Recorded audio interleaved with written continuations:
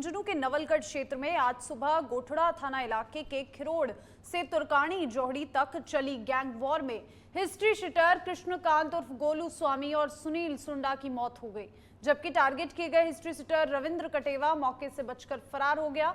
जानकारी के अनुसार कृष्णकांत और उसके 3 साथी स्विफ्ट कार में कटेवा को मारने पहुंचे थे, लेकिन फायरिंग के दौरान कटेवा बच निकला। भागते समय सुनील सुंडा से झड़प और फायरिंग में वह घायल हुआ तथा बाद में दम तोड़ दिया। हड़बड़ाहट में कच्चे रास्ते पर भागते हुए कृष्णकांत तुर्कानी जौहड़ी के पास कटेवा के साथियों के घेरे में आ गया, जहां उसकी गोली लगने से मौत हो गई। फिलहाल ये स्पष्ट नहीं है कि कृष्णकांत को गोली खुद की लगी या फिर दूसरे पक्ष की।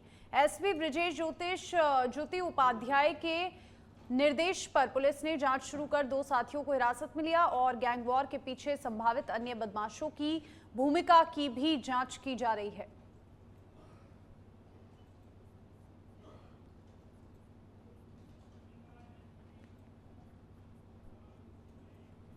जयपुर के पाल रोड क्षेत्र में नगर निगम और पुलिस की संयुक्त कार्रवाई में वर्षों पुराने अवैध झुग्गी झोपड़ियों को हटाने का कार्य किया गया, जिससे क्षेत्र अतिक्रमण मुक्त हुआ। कार्रवाई के दौरान कुछ अतिक्रमणकारियों ने आगजनी का प्रयास भी किया, लेकिन पुलिस और निगम कर्मचारियों ने तुरंत इस मामले पर काबू पाया। निगम अधिकारियों ने बताया कि अवैध कब्जों के कारण सड़क संकरी हो गई थी और यातायात प्रभावित हो रहा था, जिससे सुधारने के लिए यह अभियान चलाया गया।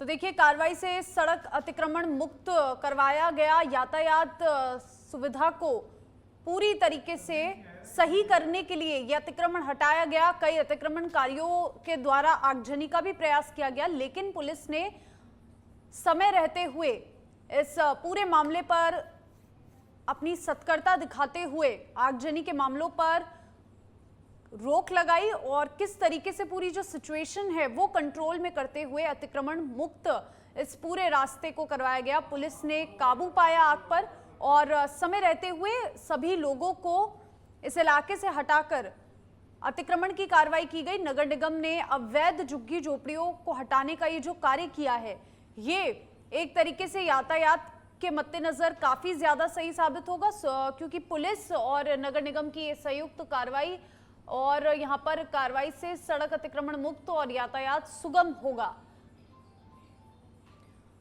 और देखिए, इसी खबर पर जोधपुर से हमारे संवाददाता bureau chief Pradeep phone line पर जुड़ चुके हैं। प्रदीप, क्या कुछ पूरा मामला है? नगर निगम ने ये जो कार्रवाई की है, संयुक्त कार्रवाई अतिक्रमण हटाने की, फिलहाल इस पे क्या कुछ अपडेट? जी गुनगुन, अवश्य जोधपुर नगर निगम दक्षिण द्वारा जो आज कार्रवाई की गई थी, उसी कार्रवाई में जो मेन रोड पर जो झोपड़पट्टी बनी हुई थी, जो झुग्गी झोपड़े थे, उनको हटाने का प्रयास उनके द्वारा किया गया था, लेकिन झुग्गी झोपड़ियों द्वारा उनके द्वारा विरोध किया गया था और कहीं न कहीं आगजनी की घटना भी उनके द्वारा ही की गई थी। अगर देखा जाए तो आए दिन जिस तरह से शहर में जाम लगता है और जाम की स्थिति के हालात को अगर देखा जाए तो जो नगर निगम सीईओ है, उनके आदेश की पालना करते हुए नगर निगम की अतिक्रमण टीम और नगर निगम की जो पुलिस के अधिकारी थे, उन अधिकारियों ने मिलकर यहाँ संयुक्त कार्रवाई की और कार्रवाई करने के साथ ही जो इस रोड पर अवैध अतिक्रमण हो रखा था, उसको हटाने का प्रयास उनके द्वारा किया गया था। नहीं, कहीं न कहीं इनको विरोध का सामना भी करना पड़ा, लेकिन कुछ हद तक ये अतिक्रमण हटाने में सफल रहे। जी गुनगुन। शुक्रिया आपका प्रदीप, तमाम जानकारी के लिए।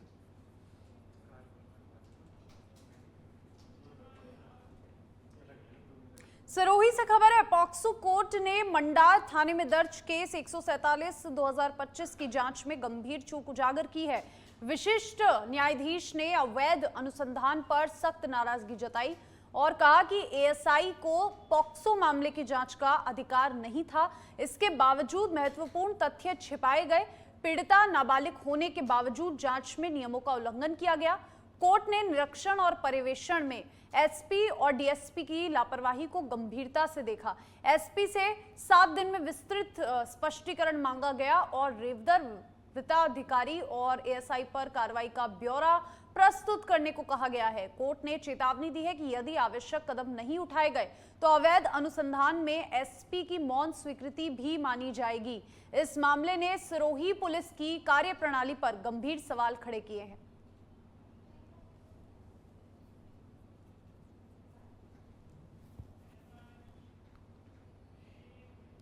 कठुमर सर्किल के धोलागढ़ देवी थाना क्षेत्र के ग्राम बाडला में बीती शाम अज्ञात वाहन की टक्कर से 28 वर्षीय ओमवीर सिंह की मौत हो गई।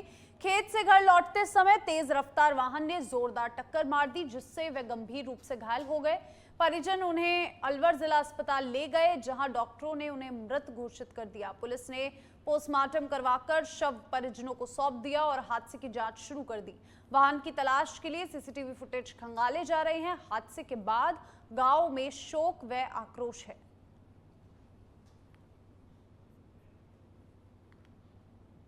क्या है? ओमवीर सिंह। उम्र कितनी है? 28 वर्ष। क्या घटना हुई थी? खेत में से पानी मोड़ के आ रहे, रास्ते में मिली हो रोड पे। किसने टक्कर मारी? अज्ञात तो आते कोई मालूम नहीं, हम तो बाद में आया, बच्चों ने बोला ना जब भागे काम कहाँ के निवासी थी ये? बाड़ला निवासी। मृतक का नाम क्या है? ओमवीर सिंह। उम्र कितनी है? 28 वर्ष। क्या घटना हुई थी? खेत में से पानी मोड़ के आ रहे, रास्ते में मिली हो रोड पे। किसने टक्कर मारी? अज्ञात तो आते कोई मालूम नहीं, हम तो बाद में आया, बच्चों ने बोला ना जब भागे काम कहाँ के निवासी थी ये? बाड़ला निवासी। मृतक का नाम क्या है? ओमवीर सिंह। उम्र कितनी है? 28 वर्ष। क्या घटना हुई थी?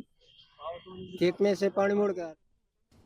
विजयनगर का रिको औद्योगिक क्षेत्र लंबे समय से जल निकासी, टूटी सड़क और अधूरी स्ट्रीट लाइट जैसी बुनियादी सुविधाओं की खराब स्थिति से जूझ रहा है, जिससे उद्यमी परेशानी। उद्योग विकास समिति के अध्यक्ष विमल धमानी ने रिको अधिकारियों से मुलाकात कर समस्याओं से अवगत कराया।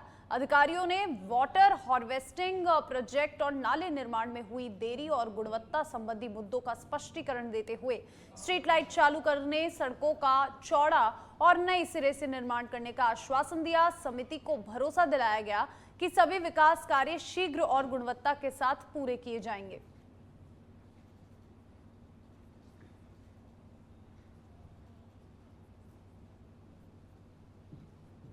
वाटर हार्वेस्टिंग का कार्य है। पानी का वाटर लेवल ऊपर होने की वजह से 4 फीट पे ही पानी आने की वजह से इस कार्य को जेईएन को और एसआरएम साहब को अवगत कराने के बाद उस कार्य को रुकवा दिया गया है।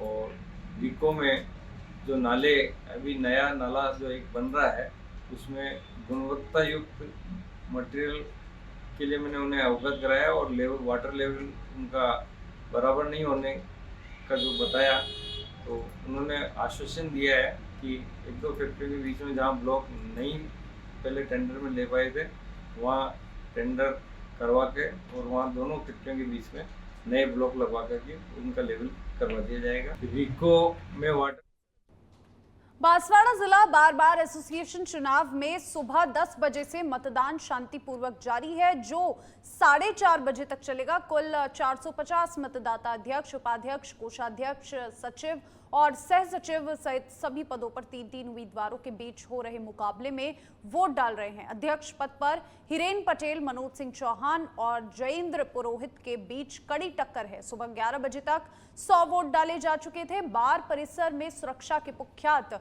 इंतजामों के साथ मतदान पूरी शांति के माहौल में हो रहा है।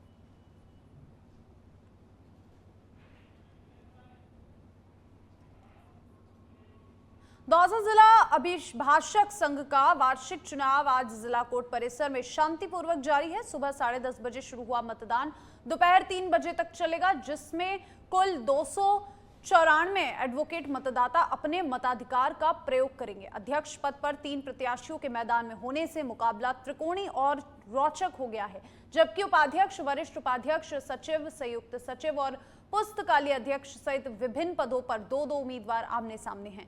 करीब 1.5 दर्जन प्रत्याशी चुनाव मैदान में हैं और सुबह से ही मतदाताओं को साधने के लिए सक्रिय दिखाई दे रहे हैं। मतदाता यहां पर मौजूद है। मतगणना शाम 4 बजे शुरू होगी और परिणाम आज ही घोषित कर दिए जाएंगे।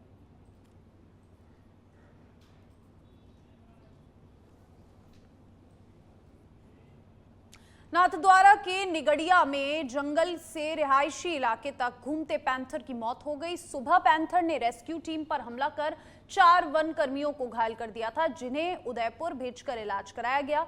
वन विभाग ने करीब 11:30 बजे पैंथर को पकड़ने में सफलता पाई, लेकिन थकान के कारण वे दम तोड़ दिया। शव का पोस्टमार्टम कर विधिवत डिस्पोज किया जाएगा।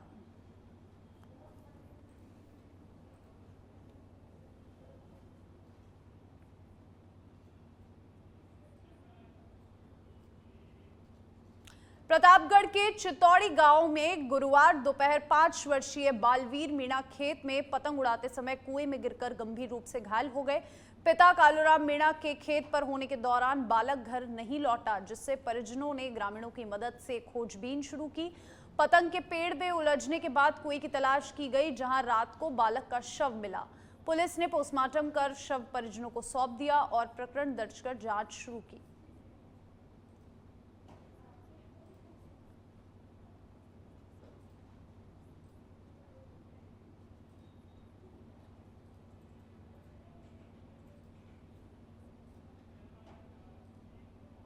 बयाना उपखंड के सिकंदरा में भांजे प्रवीण सिंह की शादी में मामा नाना ने 1,21,01,101 रुपए नगद भात भरकर नया रिकॉर्ड बनाया। प्रवीण उत्तर प्रदेश के लखनऊ के सरकारी अस्पताल पीजीआई में नर्सिंग ऑफिसर है। मायरा कार्यक्रम में प्रवीण के नाना रंजन पटेल और 6 मामाओं ने भात दिया। परिवार शैक्षणिक और राजनीतिक रूप से भी मजबूत है, जिसमें प्रवीण के पिता और भाई स्वास्थ्य क्षेत्र में जुड़े हैं, जबकि मामा विभिन्न व्यवसायों में हैं। और ये देखिए, ये विशाल मायरा क्षेत्र में चर्चा का विषय बना हुआ है। राजस्थान में पहली बार इतनी बड़ी राशि का भात भरा गया।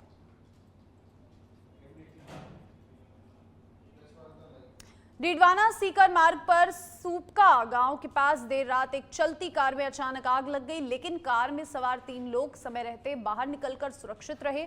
कार डीडवाना से सीकर जा रही थी, तभी बोनट से धुआं निकलने के बाद आग तेजी से फैल गई और कुछ ही मिनटों में कार पूरी तरह जलकर कबाड़ बन गई। आसपास के लोग और पुलिस मौके पर पहुंचे, लेकिन तब तक वाहन जलकर राख हो चुका था। आग लगने का कारण शॉर्ट सर्किट या तकनीकी खराबी बताया जा रहा है। पुलिस जलते हुए वाहन को हटाने और मामले की जांच शुरू करने में जुटी है। अब चलिए आपको सीधा ले चलते हैं प्रेस कॉन्फ्रेंस में, जहां पे मोदी कैबिनेट के बाद प्रेस कॉन्फ्रेंस की जा रही है। मंत्री अश्विनी वैष्णव कर रहे प्रेस वार्ता, कैबिनेट में हुए फैसलों की दे रहे हैं जानकारी। उसको एक बहुत ही ट्रांसपेरेंट मेथड से ऑक्शन करने की व्यवस्था लाई गई थी 2016 में कोल सेतु के माध्यम से। अब उसमें एक सेकेंड बड़ा रिफॉर्म किया गया, आज कैबिनेट में अप्रूव हुआ है।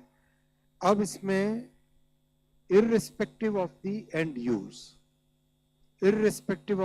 use, any user can participate in the coal Setu window. And use क्या है, उस पे बाइंड न करते हुए कोई भी व्यक्ति, ऑफ कोर्स ट्रेडर्स का पार्टिसिपेशन इसमें अलाउड नहीं है, जो भी यूज करने के लिए करना चाहे वॉशिंग के लिए हो, स्टील के लिए हो, एल्यूमिनियम के लिए हो, एंड यूज किस प्लांट में होगा वो रिस्ट्रिक्शन हटा दिया गया है। और एक बहुत फ्री, फ्लेक्सिबल, बहुत ही अच्छी पॉलिसी आज अप्रूव हुई है। और बड़ी बात यह है कि अब कोल के एक्सपोर्ट को भी प्रमोट किया जा रहा है। अपना प्रोडक्शन इतना हो गया है अभी कि now we can start looking at exports, इसलिए कोल के एक्सपोर्ट्स का आज पॉलिसी में फैसला लिया गया है। इससे बहुत बड़ी फ्लेक्सिबिलिटी आएगी इंडस्ट्री में। जिस तरह से इंडस्ट्री का ग्रोथ हो रहा है, उस ग्रोथ में ये रिफॉर्म बहुत एक बड़ा रोल प्ले करेगा। कोकिंग कोल, जो कि स्टील के लिए एक पर्टिकुलर वैरायटी होती है स्टील के मैन्युफैक्चर में, उसका इस विंडो में नहीं है। और वॉशरीज के लिए एक बहुत ही, वॉशरी से कोल की क्वालिटी सिग्निफिकेंटली इंप्रूव हो जाती है। कोल में ऐश भी होती है, उस ऐश को रिमूव करने का मेथड होता है, वॉशिंग का एक मेथड होता है। तो वॉशिंग के जरिए से कोल की क्वालिटी को इंक्रीज करने का, इंप्रूव करने का भी इस स्कीम में, आज के रिफॉर्म में लिया गया है एक बड़ा फैसला। ओवरऑल देश की एनर्जी सिक्योरिटी इस फैसले से बढ़ेगी और जो इंडस्ट्रियल आत्मनिर्भरता है वो भी इससे सिग्निफिकेंटली इंप्रूव होगी, क्योंकि इंडस्ट्रीज को फ्लेक्सिबल कोल सप्लाई मिलने से they will be able to plan their expansion in a very proper methodical way. आज का तीसरा बड़ा फैसला लिया है कोपरा के एमएसपी का। आप सब जानते हैं प्रधानमंत्री जी ने 2014 में जिम्मेदारी लेने के बाद से लगातार किसानों के लिए बड़े फैसले लिए हैं और एमएसपी को 50% ओवर द कॉस्ट वो एक क्लियर प्रिंसिपल लेके चले जो कि कई वर्षों से डिमांड थी और 2014 से पहले की सरकारों ने कभी इस पे कमिटमेंट नहीं दिया था। वो कमिटमेंट माननीय प्रधानमंत्री श्री नरेंद्र मोदी जी ने दिया और उस कमिटमेंट के कारण किसानों में एक सिग्निफिकेंट, उनकी लाइफ में सिग्निफिकेंट इम्प्रूवमेंट आया है। बड़ी मात्रा में करीब करीब 21 लाख करोड़ रुपए से ज्यादा का एमएसपी का अमाउंट किसानों के अकाउंट्स में पहुंचा है और डिजिटल टेक्नोलॉजीज का भी यूज हुआ है जगह जगह। तो एक बहुत बड़ा ओवरऑल एक ओवर आर्चिंग बेनिफिट किसानों को प्रधानमंत्री जी के पॉलिसीज के कारण मिला है। इसी कड़ी में आज कोपरा के लिए एमएसपी का अप्रूवल हुआ है। दो तरह के कोपरा क्रॉप्स होते हैं, एक मिलिंग होता है, एक बॉल कोपरा होता है। मिलिंग कोपरा का 12,027 रुपए 12,027 पर क्विंटल रखा गया है। That is the MSP approved for milling copra and for ball copra the price which is approved is 12,500 rupees per quintal. ये दोनों अगर आप देखेंगे तो these two are above 50% over the cost. और इसके लिए बहुत एक साइंटिफिक तरीके से, as you all know, CACP इसका बहुत साइंटिफिक तरीके से स्टडी करता है। और तमिलनाडु, केरला, कर्नाटक और आंध्रा, ये 4 स्टेट्स ऐसे हैं जो एक बड़े प्रोड्यूसर्स हैं कोपरा के। इन स्टेट्स में कोपरा का प्रोडक्शन बहुत होता है। तो यहाँ पर ये आज का फैसला बहुत इम्पोर्टेंट होगा। इसके लिए NAFED और NCCF ये दोनों नोडल एजेंसीज रहेंगी और राज्य सरकार के साथ मिलकर ये प्रोक्योरमेंट किया जाता है और स्टेट की एजेंसीज भी इसमें इन्वॉल्व होती है कोपरा के प्रोक्योरमेंट में। किसानों के लिए बहुत बड़ा ये सेफ्टी नेट है और आज ये फैसला किसानों के हित में रहेगा। मैं यहाँ पर रुकता हूँ और आपके क्वेश्चंस लेंगे। और जिस तरह से पिछली बार हमने एक नया पैटर्न स्टार्ट किया था, उसी तरह से आज भी 3-4 क्वेश्चंस एक साथ लेकर फिर हम उनके आंसर्स देंगे। इधर से स्टार्ट करेंगे हमेशा की तरह।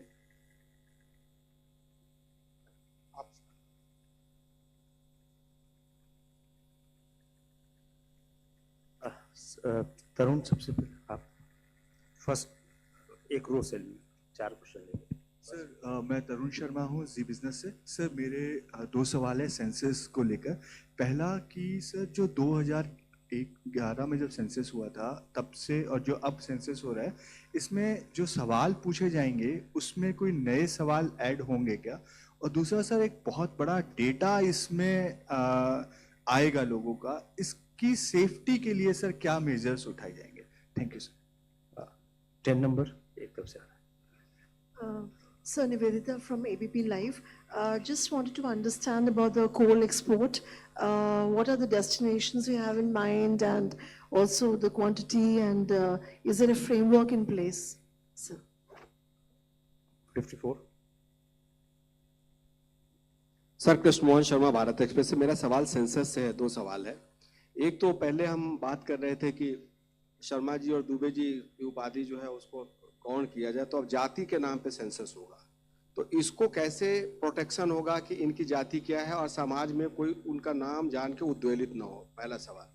और दूसरा सवाल कि जो डेटा हम इस बार जो वहाँ से गैदर करेंगे, क्या ये मान के चला जाए कि 1 नेशन 1 इलेक्शन से पहले ये उसकी पूरी तैयारी हो जाएगी? 39 बोलिए आप। 39। सर मैं संजीव राठी यूनिवार्ता से। मेरा भी सवाल सेंसस से है। जो कास्ट सेंसस होगी इसमें क्या माइक्रो लेवल तक कास्ट के उसमें जाएंगे या ब्रॉड कास्ट का ही गणना की जाएगी? एक जो सेल्फ इन्यूमरेशन का आपने बोला है उसका क्या तरीका होगा और वो कितना फुल प्रूफ होगा? सर असीम सी NBC आवाज से। सर वही सेल्फ इन्यूमरेशन पे ही पूछना था कि क्या कुछ ऐसे मानक रखे गए हैं जिनसे कि कोई गलत डाटा देता है तो किस तरह की कार्रवाई होगी? सर दीपक उपाध्याय, स्वदेश से। सर जो जाति ये जनगणना हो रही है, क्या इसमें धर्म का कॉलम भी होगा? बहुत सारे धर्म में जातियां हैं, क्या उसको भी इस जनगणना में शामिल किया गया है? सॉरी, रिपीट करेंगे थोड़ा सा? इस जनगणना में धर्म अलग अलग धर्म में अलग अलग जातियां हैं, सिर्फ हिंदू धर्म में ही जातियां नहीं है, तो क्या उसको भी शामिल किया गया है? एक क्वेश्चन ले लेते Shalini from ANI. Sir, my question is related to this Shanti bill, as Cabinet has given a nod to private participation on nuclear power sector under Atomic Energy Bill, sir. Sir, it's related to that will private participation be नहीं नहीं, ये kept? Questions Madhya Pradesh के बालाघाट जिले को 2 सक्रिय नक्सलियों DCM rank के दीपक और एसीएम रैंक के रोहित के सरेंडर के बाद नक्सल मुक्त घोषित किया गया है। दीपक और रोहित पर क्रमशः 29 लाख और 14 लाख रुपए के इनामी थे और सरेंडर के समय दीपक ने कबायन गन और कारतूस भी सौंपे। बालाघाट पुलिस कंट्रोल रूम में आयोजित प्रेस कॉन्फ्रेंस में IG Sanjay Kumar, CRPF IG Neetu Bhattacharya, collector Mrinal Meena और एसपी आदित्य मिश्रा ने बताया कि नक्सल मुक्त होने से अब लगभग 100 प्रभावित आदिवासी गांवों में विकास और सरकारी योजनाओं की पहुंच सुनिश्चित होगी। उनका एमुनिशन मिल रहा है, वॉकी टॉकी मिल रहे हैं, लिटरेचर मिल रहा है, बहुत सारी चीजें और भी खाने पीने की सामान वगैरह मिल रहा है। और कुछ अभी वो जो पैसे की बात आप कर रहे हो, अभी जो रिसेंट में हमने कुछ जैसे पिछले कुछ दिनों में डंप मिले हैं उसमें पैसा नहीं मिला है, लेकिन कुछ डंपों में जिसमें जो पैसे के डंप होंगे उनमें पैसा भी मिलेगा। वेपन मिल रहे हैं, उनका एमुनिशन मिल रहा है, वॉकी टॉकी मिल रहे हैं, लिटरेचर मिल रहा है, बहुत सारी चीजें और भी खाने पीने की सामान वगैरह मिल रहा है।